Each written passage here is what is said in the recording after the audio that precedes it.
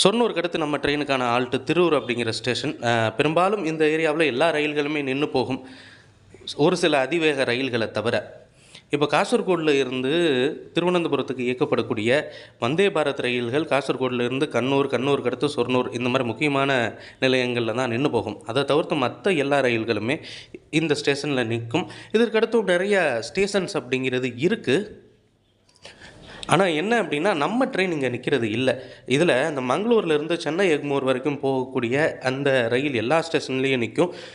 Thiruvur railway ஸ்டேஷனில் இருந்து நம்ம வண்டி கிளம்பிடுச்சு. இங்கே மலப்புரம் டிஸ்ட்ரிக்ட்டு. இதுக்கு அடுத்து இருக்கக்கூடிய முக்கியமான ஸ்டேஷன் அப்படின்னு பார்த்தோன்னா பரப்பனங்காடி அப்படிங்கிற ஸ்டேஷன் இருக்குது.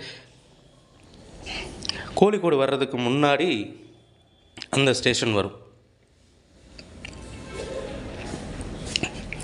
இன்ன வரைக்குமே ட்ரெயின்